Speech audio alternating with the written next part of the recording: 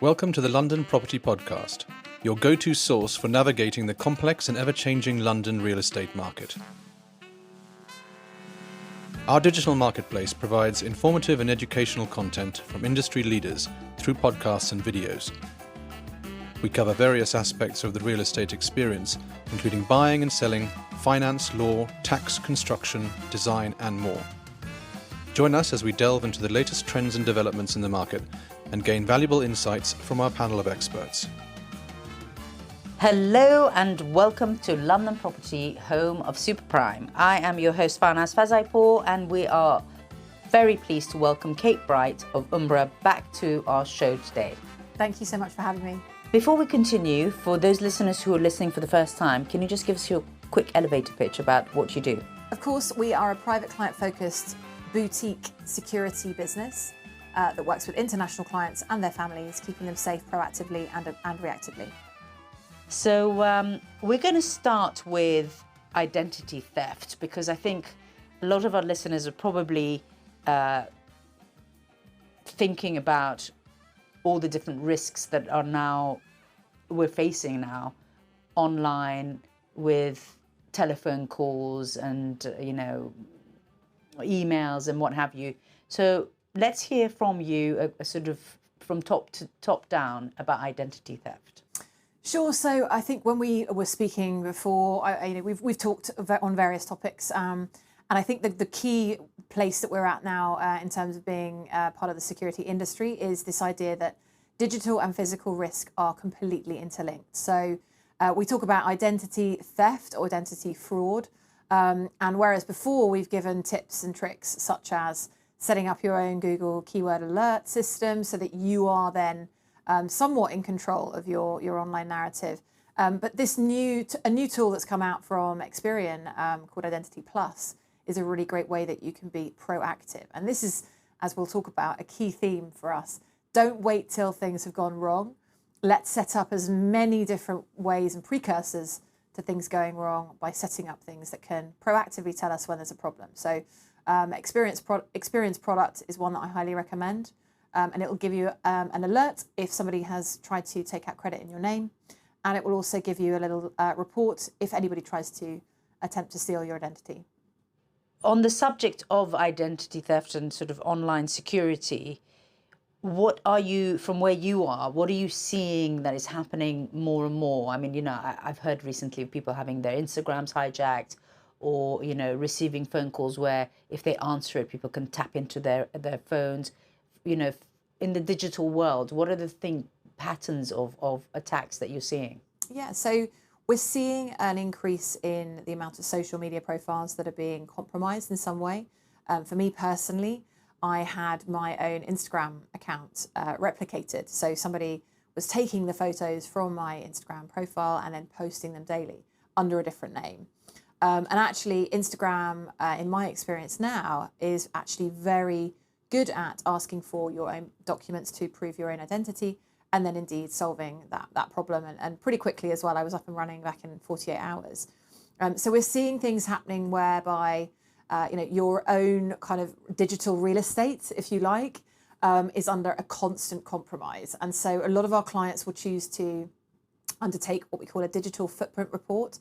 So like a snapshot report, a bit like your physical real estate report. So you can actually map out and see all of your risks online and then make a plan to start to address some of those.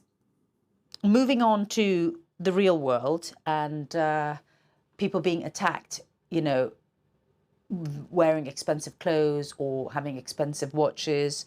What advice do you have for how they should handle that, apart from not wearing them? Yeah, well, this is where we're at. It's the rise in, I think you're talking about the recent sort of reports of watches being stolen and people deciding to actually wear fake branded watches. Now, I'm of two minds, because if you're wearing fake branded, sometimes the fakes can be so good that you still look like you're wearing branded clothing or branded jewellery and watches.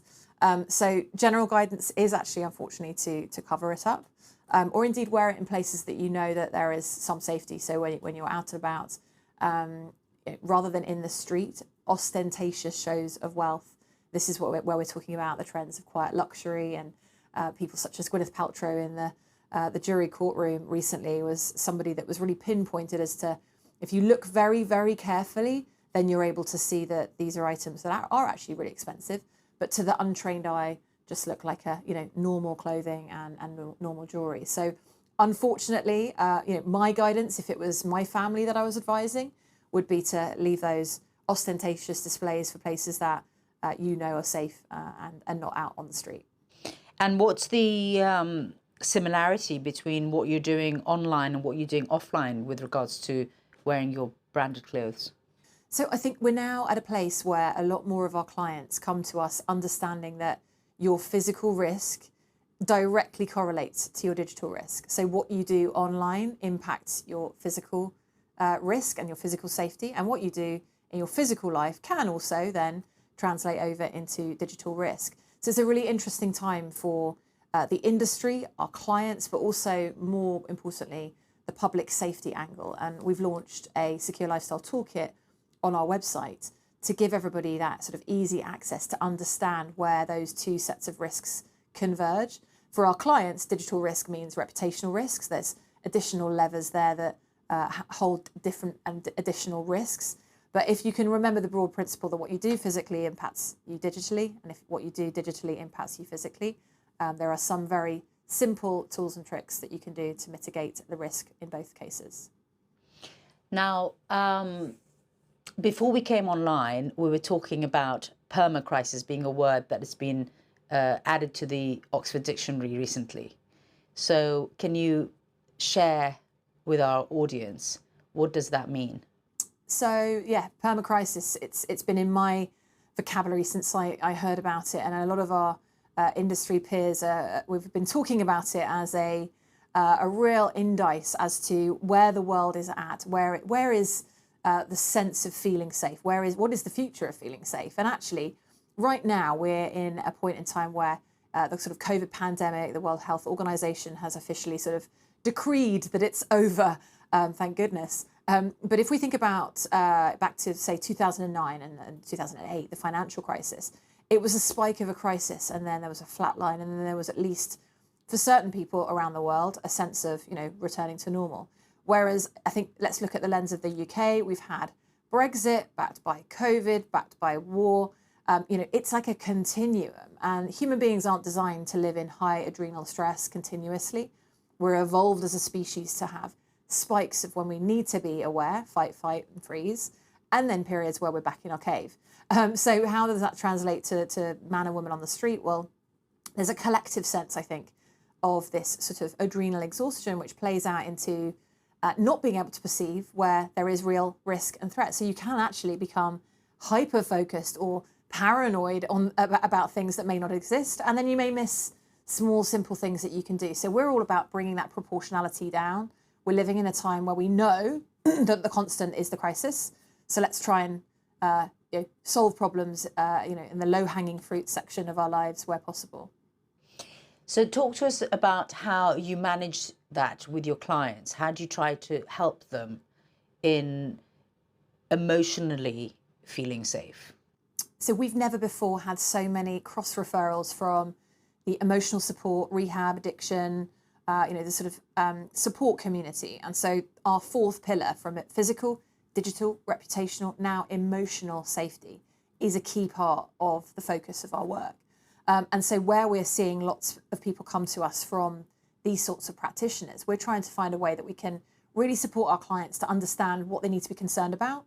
No acronyms, jargon-free, executive summaries that are very easily digestible, things that a client can do that day straight away. Our Secure Lifestyle Toolkit is a really good example of things that you can literally walk out of here in 5 minutes and do.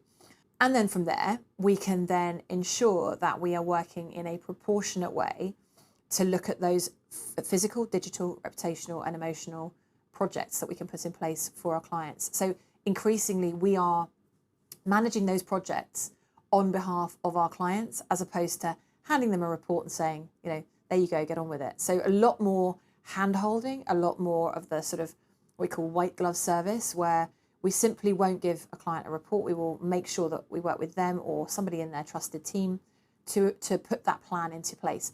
the sort of final part of that is that you cannot put a plan into place without regularly reviewing it. So we are more and more now this idea of a client for life. This is becoming part of the team's modus operandi. So you don't just come to us, get a prescription, we put it in place, see you later.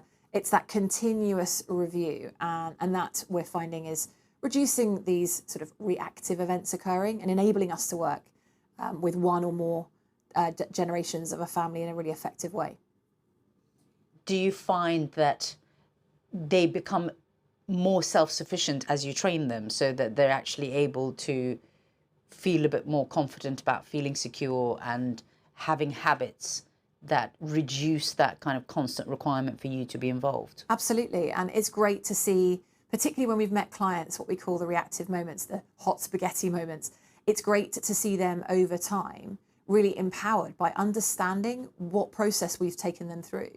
And the best examples of clients that we've worked with are actually learning as we go. 0.1% of our clients need an actual bodyguard, but 100% of our clients need to be able to feel safe. And so the process that we take them through enables that safety to be something that comes from within. This is why the emotional support pillar is so important. We want our clients to be emotionally, physically, and mentally robust, because that's when we can work with them in the most logical way. And it actually becomes a lot more enjoyable and a lot more of a two-way conversation about what a secure lifestyle looks like. Because don't forget, we're the pioneers of a secure lifestyle. So we've got to practice what we preach in making something proportionate to the life that client wants to lead, rather than disempowering them. And we've talked about the gilded cage before. We don't want children to grow up in the shadow of a safety and security emotional blanket. We want them to be able to go through schooling and then leave and go on. We've talked about young people going to university, for example.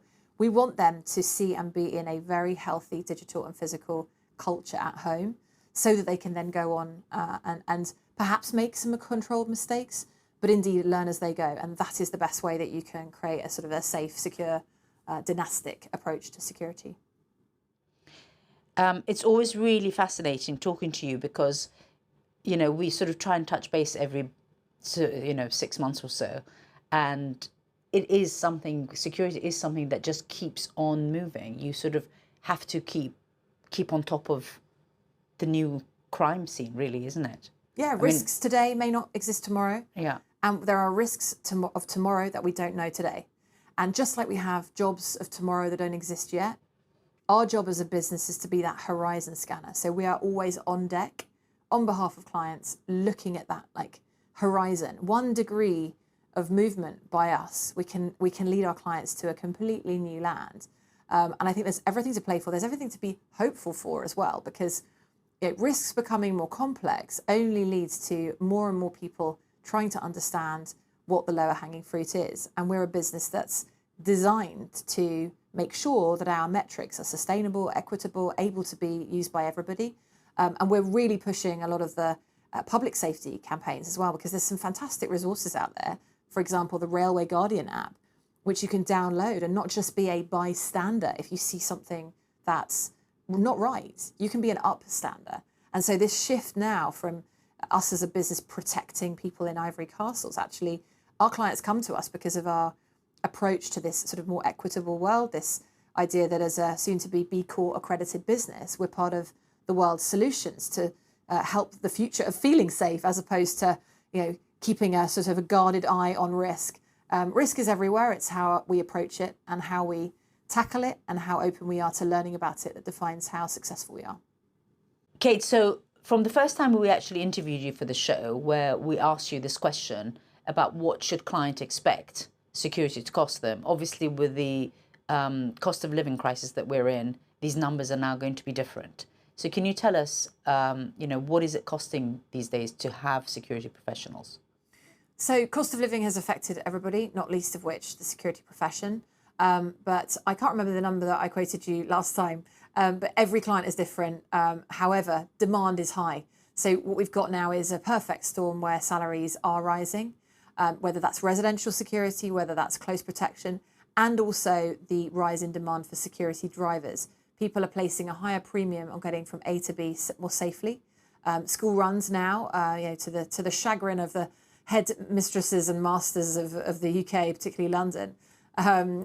Prices are going up. So average salaries are now well in excess of 60, 70, 80,000 pounds plus a year, depending on the rotation of that individual, the hours they're working, etc. For our listeners who want to find out more about what you do, you have updated your secure lifestyle toolkit on your website. Can you tell us what is in that and how can people use it? Yeah, sure. So we're really proud. It's taken a lot of work. We wanted to create a resource area that we were going to be able to track eyeballs and track click-throughs. So there's some of our most trusted products and also links to free training and services, such as the bystander, or as I call it, upstander training. And so it covers every area you could think of: at travel, at home, when you're on the move, digitally, and it's got some refreshed content on there so that, as I say, anybody who has 5 minutes will be able to come away from looking at the toolkit with something else downloaded or added to their basket that will be of use to them. Before saying goodbye and thank you, and looking forward to seeing you again next time, I wanted to talk about car theft, because mine actually got stolen twice. First one I didn't recover. The second one, we happened to have put a second tracking device in. So although a lot of car thieves know where the first one is, the second one, they don't expect it to be there, although they go and park it somewhere and wait to see if you come. So what has been your experience with car theft, and what's your best advice on how to tackle this problem? Because apparently 800 a week are stolen from prime central London. Car theft is a huge problem, not just for our clients, but for everyone in general. I only recently reinsured my vehicle, and I had to switch my home insurance, assure that I was going to use a vehicle wheel lock everywhere I parked it, and also parking it underground when it's at home. So I totally understand this rise in, and the figures are staggering, and the insurance premiums are rising. Two things: the vehicle, the steering wheel lock is a really good visible deterrent. We talk about dogs in the window. We've talked about this with you before, making things as unattractive as possible so people move on. The other thing, actually, is quite an unusual one, is to undertake your advanced driver training. Not only is it really good to sort of update and refresh most people, myself included, it's probably many decades ago that I passed my test, but it's actually a really great way to refresh yourself on driving safety and travel safety in general, and the added benefit of bringing your insurance premiums down as well. So that's a secure lifestyle trick and tip that we would highly recommend. Brilliant. Well, thank you very much for talking to us again, and we very much look forward to seeing you soon. Thank you for having me. Thanks for tuning in to our latest episode of the London Property Podcast. Head over to our website where you can browse our exclusive network of top experts driving the market. As a member, you'll have direct access to our experts and their networks. Our award-winning content will help you choose the right professionals for your needs and make informed decisions about your investments. Personal recommendations are a powerful tool in connecting with trusted professionals. Let us introduce you to the right people to help you achieve your real estate goals. Contact us now to learn more about becoming a member and gaining access to these valuable resources, or joining our directory of experts.